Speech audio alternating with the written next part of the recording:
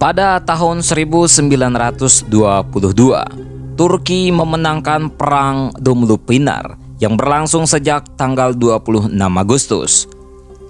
Pertempuran ini adalah pertempuran terakhir melawan Yunani dan merupakan bagian dari perang kemerdekaan yang akhirnya membuat Turki menjadi negara berdaulat pada tanggal 29 Oktober 1923. Sebelum Perang Dunia Pertama, Kekaisaran Ottoman menguasai wilayah yang sangat luas, mulai dari Afrika Utara, bagian Tenggara dan Timur Eropa, Timur Tengah, dan Semenanjung Arab.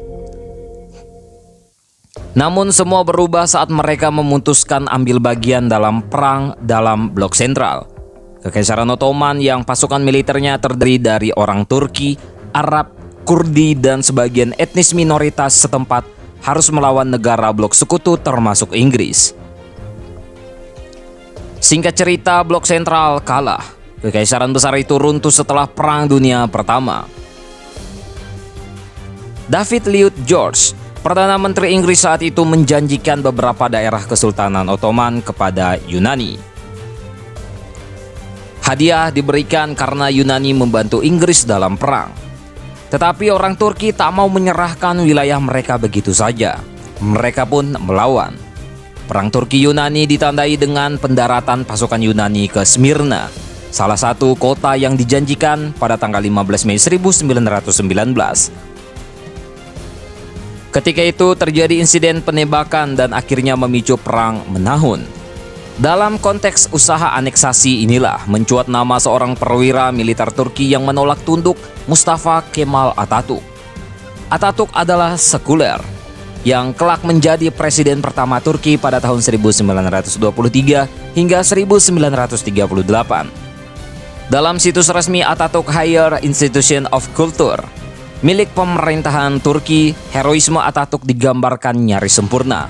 Misalnya pada kisah 26 Agustus, diceritakan bahwa ketika itu Atatürk menyebarkan undangan pesta di Ankara agar para musuh berpikir ia sedang jauh dari front. Dengan mengendarai mobil, ia menuju tempat pertempuran dan memulai perang pada subuh. Perang ini sebetulnya tidak berjalan dengan mudah. Salah satu komandan divisi Atatürk bernama Reşat Bey memutuskan bunuh diri karena gagal. Beberapa jam kemudian, pasukan yang ditinggalkan melakukan tindakan nekat untuk mencapai target dan banyak yang meninggal karenanya. Dikisahkan pada 2 September 1922 pasukan Turki berhasil menangkap dua komandan pasukan Yunani, Nikolaos Trikoupis dan Kimon Digenis. Keduanya diserahkan kepada Atatürk. Lalu apa yang dia lakukan? Keduanya diserahkan kepada Atatürk. Berdasarkan penuturan seorang nasionalis dan tokoh pergerakan Turki yang dekat dengan salah satu komandan perang İsmet Pasha, Atatürk segera menjabat tangan musuhnya dengan hangat. Mereka yang berstatus tawanan diajak duduk bersama dan diberi kopi serta rokok. Atatürk lantas membahas masa depan perang dan mengapa mereka kalah. Perang adalah permainan kesempatan, Jenderal. Hal terbaik kadang bisa jadi terburuk. Anda telah melakukan yang Anda bisa sebagai prajurit dan manusia terhormat, kata Atatürk. Peristiwa yang dicatat di buku Yang Atatürk ini dibenarkan oleh beberapa sumber lain.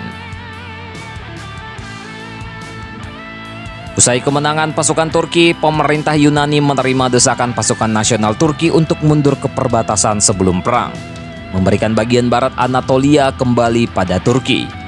Sementara dua komandan yang bertemu Atatürk akhirnya kembali ke Yunani dalam program pertukaran tawanan. Perang ini berakhir dengan perjanjian Lausanne yang ditandatangani pada tanggal 24 Juli 1923.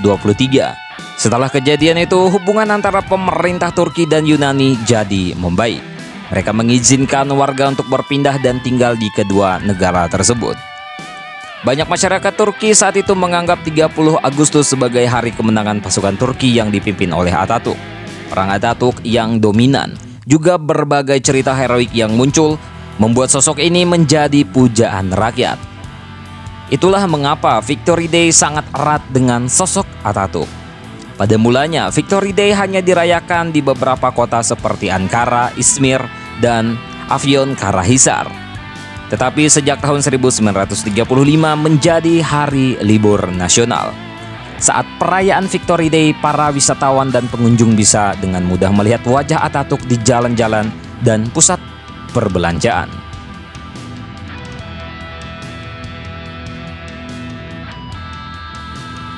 Tentang ini bagaimana menurut kalian, coy?